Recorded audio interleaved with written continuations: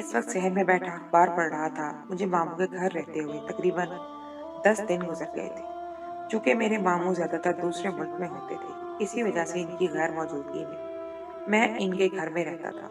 मगर इस बार मामू ने अनोखी फरमाइश कर दी थी। उनकी आंखों का ऑपरेशन हुआ था। डॉक्टर ने कहा था कि 20 दिन तक उनकी आंखों को पट्टी बंधी रहेगी, और इस दौरान मामू चाहते थे कि मैं इनके होते हुए इनके घर पर ही मौजूद रहूं। चूंकि अब वो घर का कोई भी सिस्टम नहीं देख सकते थे और इनकी बीवी भी अभी छोटी थी, इसी वजह से उन्होंने मुझसे मदद का मुतालबा किया था। लेकिन मैं नहीं जानता था कि ये मदद मुझे कितनी महंगी पड़ने वाली है। अचानक ही मामू का मोबाइल बजा तो वो मामू की कॉल थी। मामू ने बताया कि मैं घर के दरवाजे के बाहर ही खड़ा हूँ। वो तेजी से गया तो मामू अपनी 16 साल बीवी के साथ खड़े थे। उनकी बीवी को मैं जिंदगी में पहली बार देख रहा था, क्योंकि जब पहले मामू अपने घर लौट कर आते थे तब मैं यहाँ पर मौजूद नहीं होता था। इनकी बीवी को देखकर चंद लम्हों के लिए तो मैं पलक झपकना भी भूल गया था। वो बिलाशुबा हद से ज्यादा खूबसूरत औरत थी। उससे ज्यादा खूबसूरत औरत मैंने अपनी सारी जिंदगी में नहीं देखी थी। वो हर मर्द का ईमान डगमगाने की जरूरत रखती थी। मेरी मामी का ताल्लुक यूरोप से था। वहां पर मामू ने इन्हें पसंद किया था और वहां पर ही इनसे शादी कर ली थी। अब इसको देखकर मुझे मामू पर रश्क आ रहा था। कैसी किस्मत पाई थी कि इतनी खूबसूरत लड़की इन्हें मिल गई थी। अभी भी वो मुझे अजीब और गरीब नजरों से देख रही थी। उसकी नजरों में एक अजीब सी वहशत फैली हुई थी। वो मुझसे ज्यादा देर उसकी आंखों में देखा नहीं गया।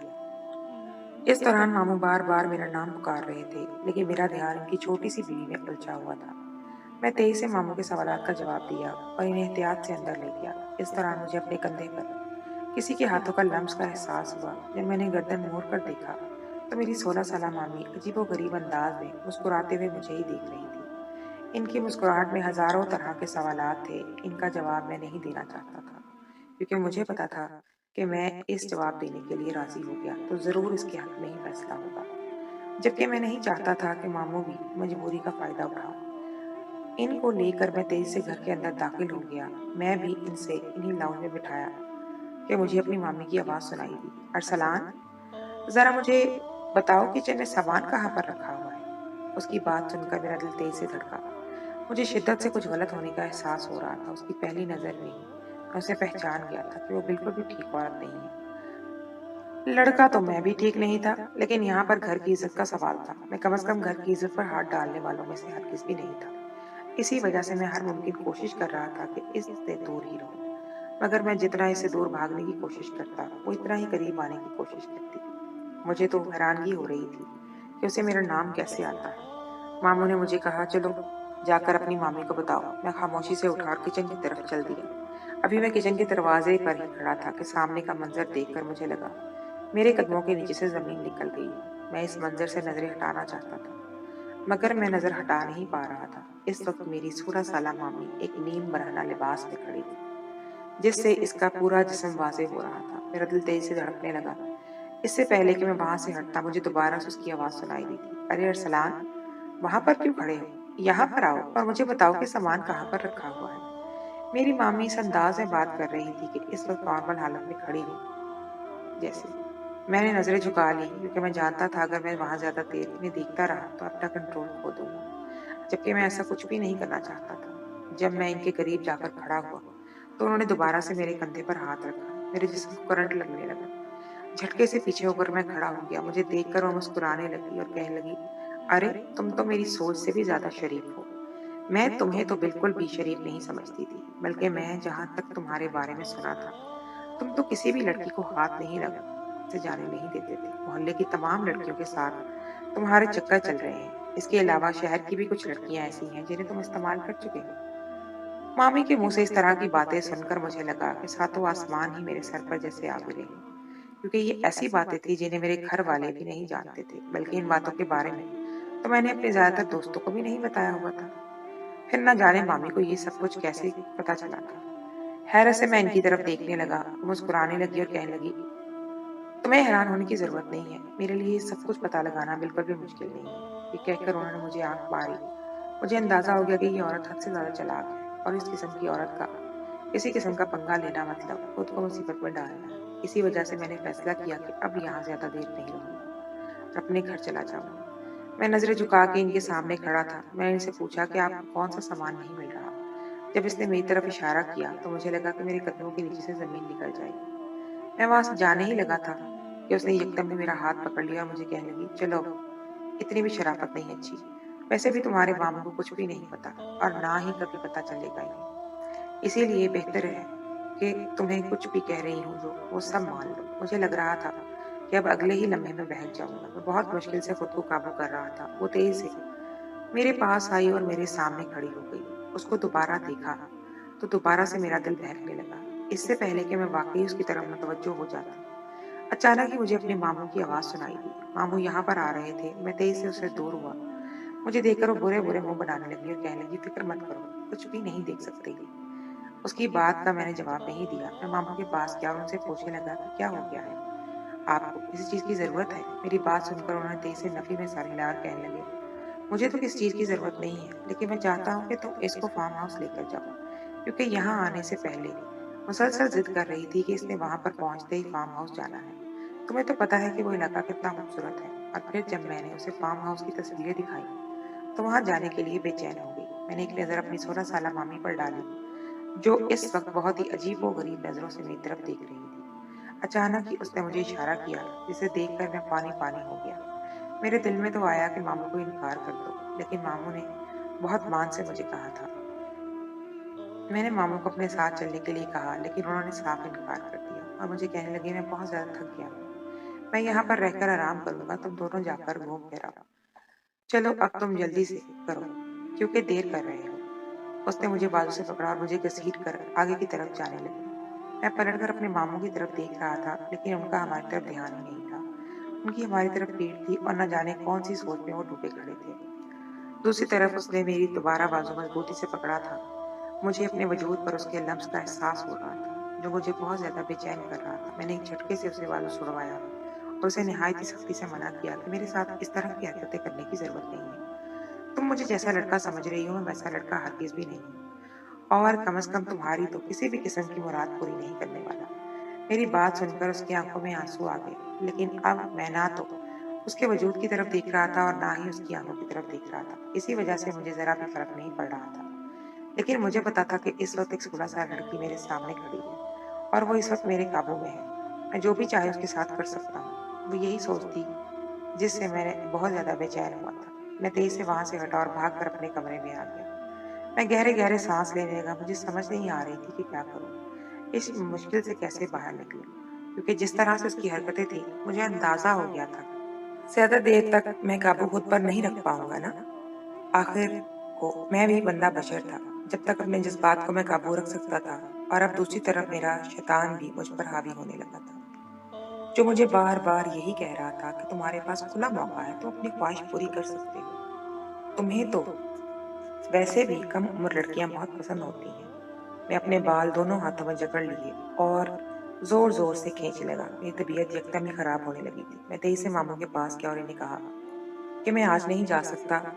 जब मैंने अपनी मामी को वहां पर तैयार खड़े देखा तो चंद लम्हों के लिए तो मैं अपनी पलकें झपकना ही भूल गया। वो इस वक्त बहुत ही खूबसूरत लग रही थी। मुझे तो वो आसमान से उतरी हुई कोई परी मालूम हो रही थी। मैंने उससे नजरें चुराने की कोशिश की, लेकिन कोशिश के बावजूद मैं उससे नजरें नहीं चुरा पा रहा था। मुझे लग रहा था कि शायद मेरा अपने ऊपर कंट्रोल खत्म हो गया है। खुद इसी वक्त मैंने फैसला किया कि मैं इस औरत की मुराद भी पूरी जरूर करूंगा। अगर इसे शर्म नहीं थी तो मैं मर्द होकर क्यों शर्म करता। और ये सोचकर मेरे चेहरे पर मुस्कुराहट फैल गई, क्योंकि अन शैतान मुझ पर अब हावी होता जा रहा था। जब औरत खुद हुस्न के तमाम हथियार से लेस होकर मर्द को लुभाने की कोशिश करे तो मर्द फिर कहाँ इख्तियार रख पाता है खुद पर। थोड़ी देर तक मैं खुद को बहुत ही मुश्किल में महसूस कर रहा था, क्योंकि तब मैं इस सब से बचने की कोशिश में लगा हुआ था। मगर जब मैंने खुद को इस सब में डालने का फैसला किया था तो मेरी मुश्किल यकदम ही खत्म हो गई थी। मुझे सब कुछ बिल्कुल ठीक लगने लगा था। वाकई सब ठीक कहते हैं कि गुनाह में बहुत लज्जत होती है। अब मैंने भी इस लज्जत को चखने का फैसला कर लिया था। इसीलिए मैं बेचैनी से इसे कहने लगा, जल्दी से उठो, हमने जाना है, वरना बाद में मौसम खराब हो जाएगा। मेरी बात सुनकर मामू तेजी से बोले, अगर मौसम खराब हो गया तो दोनों वहीं पर रुक जाना। मैं सोच भी नहीं सकता था कि मेरे मामू मुझ पर इतना ज्यादा भरोसा कर सकते हैं। अब इसके साथ साथ मुझे शर्मिंदगी भी होने लगी थी। मामू मुझ पर भरोसा कर रहे थे और मैं न जाने क्या क्या करने के बारे में सोच रहा था। मैं इसी सोच में मुब्तला था जब अचानक ही मुझे अपने हाथों पर किसी का लम्स महसूस हुआ। मैंने गर्दन उठाकर देखा तो सामने सोनिया खड़ी थी। वो मुस्कुराती हुई नजरों से मुझे देख रही थी। कहने लगी कि चलो, हमें देर हो रही है। उसे देखकर मैं भी मुस्कुरा दिया। मुझे मुस्कुराता देखकर पहले तो हैरान हुई और फिर उसने गर्दन झुका दी। इसे लेकर मैं तेजी से गाड़ी की तरफ बढ़ गया। मुझे कहने लगी कि तुमने तो मुझे बहुत जल्द ही हिम्मत हार ली है। मैंने उसे मुस्कुराते हुए कहा कि जब सामने इतनी खूबसूरत औरत मौजूद हो तो कौन इंसान हिम्मत नहीं हारेगा। वो खुलकर मुस्कुराने लगी। उसकी मुस्कुराहट भी बहुत खूबसूरत थी। अगर मैं ये कहता कि ये लड़की पूरी की पूरी हुस्न का मुजस्समा थी तो इसमें कुछ भी गलत ना होता। उसकी आवाज से लेकर उसकी मुस्कुराहट तक वो हसीन थी। मैंने उससे पूछा कि वहां पर भी तुम दूसरे मर्दों को इस तरह ही अपनी तरफ मतवज्जो करती थी। मेरी बात सुनकर पहले तो वो गुस्से से मेरी तरफ देखने लगी। थोड़ी देर बाद जोर जोर से हंसने लगी। मुझे उसकी ज़हनी हालत पर शक होने लगा था, क्योंकि मैंने उसे किसी भी किस्म का मज़ाक नहीं किया था, बल्कि मैंने उससे एक सवाल किया था। वो संजीदा नौयत का था। जब वो हंसकर फारिग हुई तो मुझे कहने लगी, नहीं, मैं वहाँ के मर्दों को अपनी तरफ मतवज्जो नहीं करती थी, क्योंकि तुम्हारे मामू मुझे कमरे में बंद करके जाते थे। मैं हैरान रह गया और उससे पूछने लगा कि ऐसा क्यों करते थे। मेरी बात सुनकर वो पुरस्कार अंदाज में मुस्कुराने लगी और कहने लगी, दरअसल तुम्हारे मामू ने मुझे एक बार रंगे हाथों पकड़ लिया था। मैंने उससे पूछा, फिर तुमने क्या किया? उसने कहा, मुझे क्या करना था, बस बहाना बना दिया कि वो मेरा सौतेला भाई था। तुम्हें तो पता है कि तुम्हारे मामू कितने बेवकूफ इंसान हैं। अभी भी वो तुम्हें मेरे साथ भेज रहे हैं, हालांकि अच्छी तरह से उन्हें पता है कि तुम भी जवान हो और मैं भी जवान हूँ। शैतान को बहकाने में जरा भी वक्त नहीं लगता, मगर वो है ना कुछ हमारी सारी उम्र के लिए ही कम अकल रहते हैं। बस तुम्हारे मामू भी इन्हीं लोगों में से एक है। उसकी बात सुनकर मैंने तेजी से नफी में सर हिलाया और उसे कहा कि हमारे मामू हमारे खानदान में सबसे ज्यादा चालाक इंसान है। मामू की चालाकी के सामने तो पुप्पो की चालाकी भी ज्यादा देर तक नहीं ठहर सकती। मेरी बात सुनकर वो मुस्कुराने लगी और कहने लगी, हो सकता है ऐसा ही हो वो, लेकिन मेरे मामले में एक नंबर का बेवकूफ इंसान है और मुझे उसकी बहुत ज्यादा खुशी है। अभी भी तुम्हें नहीं पता कि मुझे कितनी बड़ी खुशी देने जा रहा है। मैंने अब इसकी बात को घूर कर देखा तो वो खुलकर मुस्कुरा कर हंसने लगी। फार्म हाउस यहाँ से 2 घंटे के फासले पर था। हमें गाड़ी चलाते हुए तकरीबन आधा घंटा गुजर गया था। मेरा बस नहीं चल रहा था कि मैं उड़कर वहां पर पहुंच जाऊं। मैं जितना तेजी से आगे बढ़ने की कोशिश कर रहा था, इतनी ही रुकावटें मुझे तंग कर रही थी। पहले तो रास्ते में गाड़ी खराब हो गई और फिर इसके बाद अचानक ही पेट्रोल खत्म हो गया। अभी भी मैं गाड़ी रास्ते में ही रोके खड़ा था। सोनिया बेचैनी से मेरी तरफ देख रही थी और मुझे कह रही थी, ये क्या ड्रामा लगाया हुआ तुमने? तुम्हें नहीं पता क्या मेरा सफर जवाब दे रहा है? मैंने उसे डांटा और कहा कि मेरी अभी अपनी भी हालत यही है। इसी वजह से मुझे बातें सुनाना बंद करो और दुआ करो कि ये गाड़ी जल्दी से ठीक हो जाए। थोड़ी ही देर कोशिशों के बाद वो गाड़ी ठीक हो गई थी। मैंने शुक्र का सांस लिया और दोबारा से फार्म हाउस की तरफ बढ़ने लगा। जैसे ही हम वहां पर पहुंचे, मौसम अचानक से बहुत खराब हो गया। तेज बारिश होने लगी थी। इस मौसम में गाड़ी चलाना मुनासिब मतलब खुद को खतरे में डालने के बराबर था। मुझे देखकर सोनिया मुस्कुराने लगी और कहने लगी, देखो, कुदरत भी हम पर मेहरबान हो गई है, मतलब आज हमारा दिन है। उसकी बात सुनकर मैं भी खुलकर मुस्कुराया। अभी हमें यहाँ पर खड़े बातें करते हुए थोड़ी ही देर गुजरी थी कि अचानक ही अपने पीछे किसी की मौजूदगी का एहसास हुआ। जब मैंने पलटकर देखा तो पीछे खड़े लोगों को देखकर मुझे लगा सातों आसमान ही मेरे सर पर आ गिरे। वहां मेरे मामू का आधे से ज्यादा खानदान मौजूद था। हमें खड़ा देखकर मेरी नानो तेजी से आगे बढ़ी और मुस्कुराते हुए कहने लगी, अरे तुम लोगों ने आने में इतनी देर क्यों लगा दी? उनकी बात सुनकर मेरी ऊपर की सांस ऊपर नीचे की नीचे रह गई, क्योंकि मुझे टेंशन हो रही थी कि कहीं ऐसा ना हो थोड़ी देर पहले हम लोग आपस में जो बातें कर रहे थे वो किसी ने सुन ली हो। मगर जिस तरह से नानो बात कर रही थी उसे बिल्कुल भी नहीं लग रहा था कि उन्होंने थोड़ी देर पहले होने वाली हमारी गुफ्तगू को सुना है। मैंने एक नजर सोनिया के चेहरे की तरफ देखा। सोनिया के चेहरे पर इस वक्त 12 बजे हुए थे। उसकी हालत देखकर मुझे हंसी आ रही थी। उसके साथ साथ मुझे अपने घर वालों पर गुस्सा भी आ रहा था, क्योंकि अब तो मैं भी अपना दिमाग बना चुका था, लेकिन अब यहाँ पर आकर सब कुछ ही खराब हो गया था। सोनिया का मूड बहुत ज्यादा ऑफ था। वो सबसे इंतहाई बदतमीजी से बात कर रही थी। उसकी बदतमीजी मुझे गुस्सा दिला रही थी। मैंने एक दो बार आंखों ही आंखों में उसे तमीज से रहने का इशारा किया, लेकिन उसने मेरी तरफ भी ध्यान नहीं दिया। यूं लग रहा था जैसे वो इस वक्त अपने होश में ही ना हो। वो बहुत ज्यादा गुस्से में लग रही थी। उसे गुस्से में देखकर नाना मुझसे पूछने लगी, अरे लड़की को क्या हो गया है? ये हर वक्त इसी तरह गुस्से में ही रहती है क्या, या सबको काट खाने को दौड़ती है? नानी की बात सुनकर मैंने गहरी सांस ली। अब मैं क्या बताता इनको कि हम लोगों ने तो जो प्लान बनाया हुआ था, इस प्लान को आपने बुरी तरह से फेल कर दिया है। नानू ने जब मेरे चेहरे पर फैली उदासी देखी तो मुझे कहा, मुझे सच से बताओ कि तुम लोग क्या सोचकर बैठे हुए थे? उनकी बात सुनकर मुझे लगा कि जैसे ज़मीन मेरे कदमों के तले से गिर जाएगी।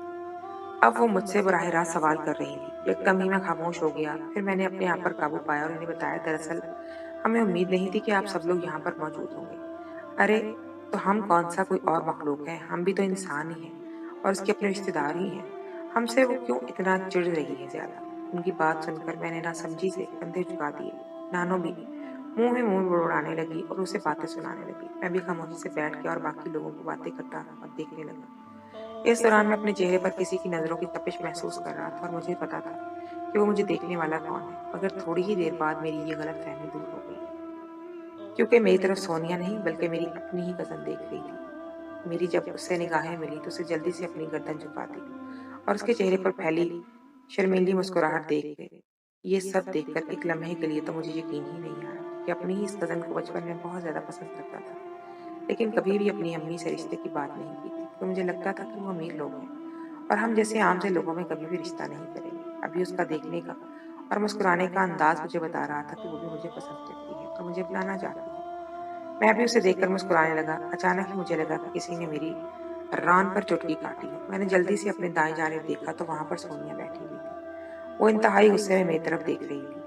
उसको गुस्से से अपनी तरफ देखता पाकर मैं मुस्कुराने लगा, लेकिन उस बेचारी का इतना बुरा हाल था कि वो मुस्कुरा भी नहीं पा रही थी। अब तो वैसे भी सब कुछ खराब हो गया था। रात के वक्त मुझे कहने लगी कि मुझे घर वापस जाना है। मैंने एक नज़र बाहर मौसम पर डाली, जो बहुत खराब था। मैंने उसे समझाया कि ऐसा मुमकिन नहीं है, मौसम बहुत खराब है। इस मौसम में गाड़ी चलाना बहुत खतरनाक है। बेहतर है कि सुबह तक इंतजार कर लो। सुबह होते ही मैं तुम्हें छोड़ आऊंगा। मगर वो बच्चों की तरह जिद कर रही थी। थोड़ी ही देर बाद मैंने उसकी हालत पर छोड़ा उसे और तेजी से अपने कमरे में वापस आ गया, क्योंकि अब ये लड़की ज्यादा ही कुछ मेरे सर पर सवार होने की कोशिश कर रही थी, जबकि मैं ऐसे लड़कों से बिल्कुल भी नहीं था जो लड़कियों को अपने सर पर दर्द बना लेते। सुबह दरवाजे पर दस्तक की आवाज से मेरी आंख खुल गई। मैंने देखा कि सामने सोनिया ही खड़ी थी। इससे पहले कि वो तेजी से कमरे के अंदर दाखिल होती, मैंने उसे बाहर ही रोक दिया और उसे कहा कि खबरदार, तो तुम यहाँ पर किसी भी किस्म का तमाशा करने की कोशिश की। वो चंद लम्हों के लिए तो हैरान हो गई। उसका हैरान होना तो बनता भी था, मगर रात के वक्त मैंने अपने दिल को बदल दिया था, क्योंकि मैं जानता था कि ये एक बहुत ही शरीफ लड़की मुझसे प्यार करने लगी है और वो मेरा इंतजार करने लगी है। मैंने फैसला किया था कि अपने आप को अब उसके लिए बचा कर रखूंगा। और जहां तक सोनी जैसी लड़कियों का सवाल था, तो इन्हें तो हर जगह ही बहुत सारे लोग मिल जाते हैं। लिहाजा मैंने गंदगी में हाथ मारने के फैसले के पीछे हटना सोच लिया था, क्योंकि मैं जानता था ये वक्ती कशिश है और अगर आज मैंने ये सब किया तो सारी उम्र मुझे पछताना पड़ेगा। इससे अच्छा था कि मैं एक पाक मंदिर में बनता और सारी उम्र बगैर किसी पछतावे के गुजारता। शुक्र था कि मेरे रब ने मुझे गुनाह से दूर रखा था। एक लम्हे में मैंने अपना ज़हन और फैसला बदल दिया। सोनिया अब तक वहाँ पर खड़ी हुई थी और हैरानगी से मुझे देख रही थी। पहले तो वो बहुत ज़्यादा हैरान हुई और फिर मुस्कुराते हुए कहने लगी, मुझे पता है कि तुम यहाँ इन लोगों की वजह से मेरे पास नहीं आ रहे, लेकिन तुम फिक्र मत करो। जब हम घर चले जाएंगे तो वहाँ पर कोई भी नहीं होगा। तुम जिस तरह चाहना अपनी ख्वाहिश पूरी कर लेना। उसकी बात सुनकर मैं खामोशी से उसके चेहरे की तरफ देखने लगा। मैंने अपने मुंह से एक लफ्ज़ भी अदा नहीं किया था। थोड़ी ही देर बाद मैं उसे लेकर घर वापस आ गया। रात के वक्त में दोबारा से एक बारीक कपड़े पहनकर वो मेरे सामने आ गई। अब वो मामू के सामने ही शुरू होने वाली थी। मैं उसकी कमर पर हाथ रखकर उसे पीछे की तरफ धक्का दिया। दूसरी तरफ मुझ पर यह राज आश्कार हुआ कि मामू ने आंखों पर जो पट्टी बांधी हुई है, उसे सब कुछ साफ साफ दिखाई देता था। वो सिर्फ और सिर्फ इस औरत की हकीकत को जानना चाहते थे। जब उन्हें इस औरत की हकीकत का पता चल गया, तो उन्होंने उसे तलाक दे दी और उसे अपने घर से भी निकाल दिया। मैंने भी शुक्र अदा किया कि मैंने कोई ऐसी हरकत नहीं की जो मामू की नज़रों में गिर जाता। सोनिया की वजह से मैंने गंदगी में हाथ नहीं मारा और अपने दामन को कीचड़ आलूद होने से बचा।